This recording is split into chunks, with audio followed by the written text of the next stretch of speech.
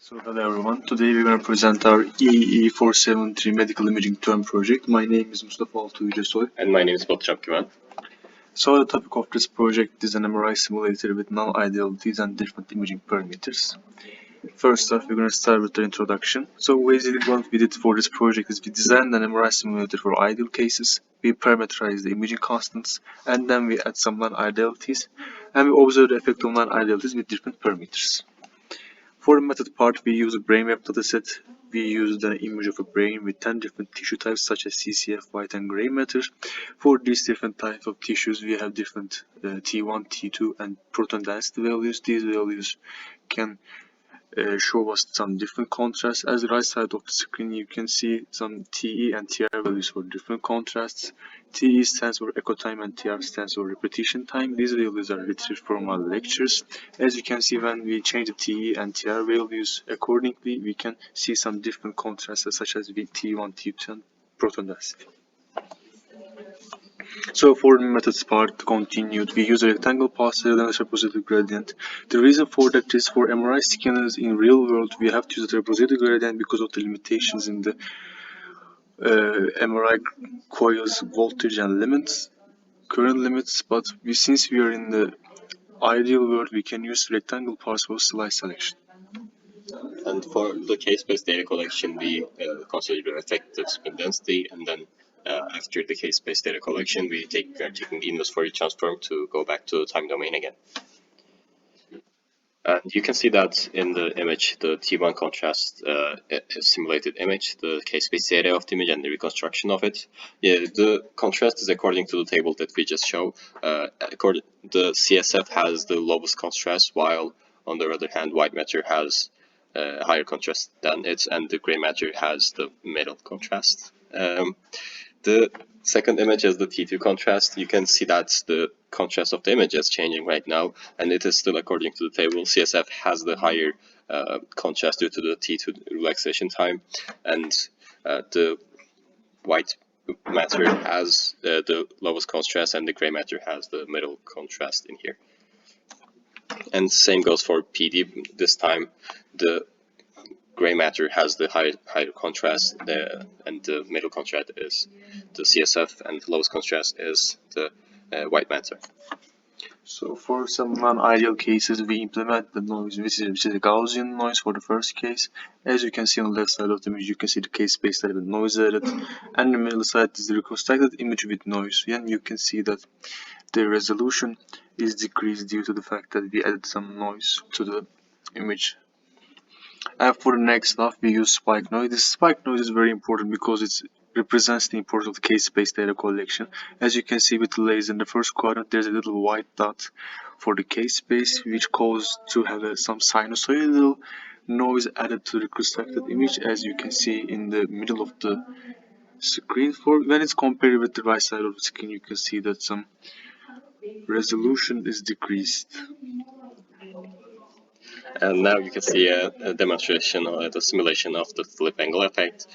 In MRI, the data acquisition has been done in the sinusoidal component of the signal, and the flip angle decides the perturbation angle. And when we decrease the flip angle, the component goes lower, so that's why the contrast is going lower. And you can see that the left image has a higher contrast than the right one, and this is a PD contrast image.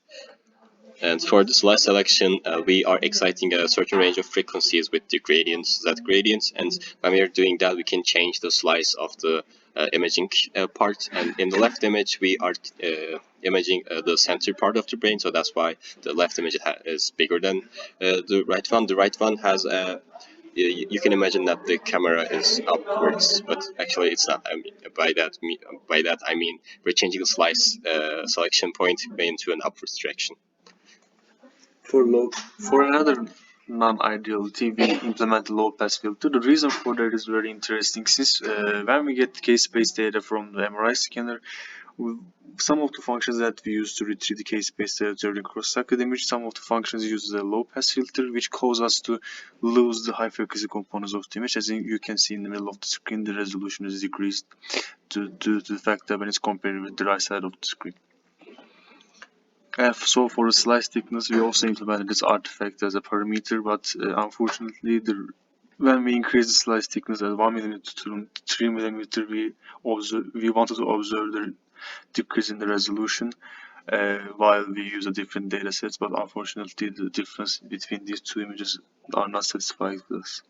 Yeah, this phenomena happens because of that. When we increase the slice thickness, 1 millimeter, 3 millimeter, the voxel goes higher, and this makes the resolution goes lower. And actually, you can see that when you look at the image. And when you look at the image, the gray matter has much more detail in the drifts inside compared to the right one. The certain parts of the gray matrix just starts to diffuse, and you lost the details in there. So there's actually a little bit low resolution loss, but it's not as much as we want. Right now, you can see our code for the first two interactive device last session treatment data for 1 millimeter, which after that is some variables and changes. This is later visual contrast, one example ready for different systems, some constants that use formulas and the flip angles as well. So for the slash thickness, we implement this case. We initialize T1 and T2 maps, and then we also implement the switch for imaging contrast T2, PD, and T1 for their related T and TR values, changing for the cases.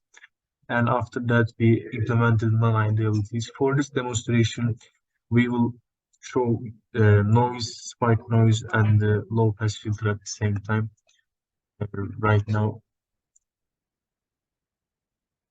we can run the code.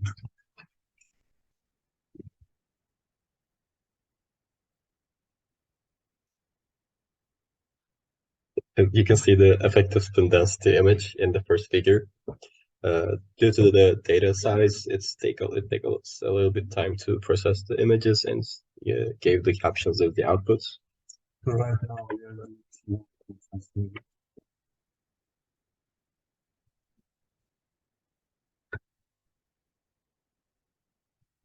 in figure 4, you can see the noise as gradually wants to. In the figure 3, you can see the reconstructed image bits in ideal conditions. There's no non-ideality in here, and you can see the case-based data of that signal.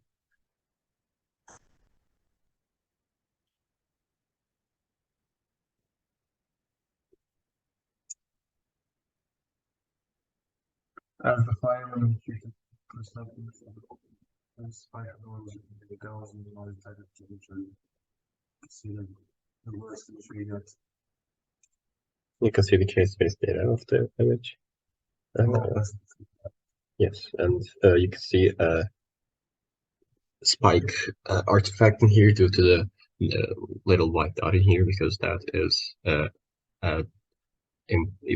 we can think that as an impulse response, and when we take the Fourier, it's sinusoidal. It gives a sinusoidal output.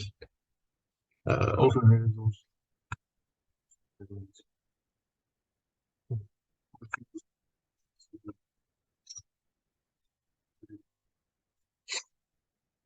Thank you for listening. That is the demonstration of our project.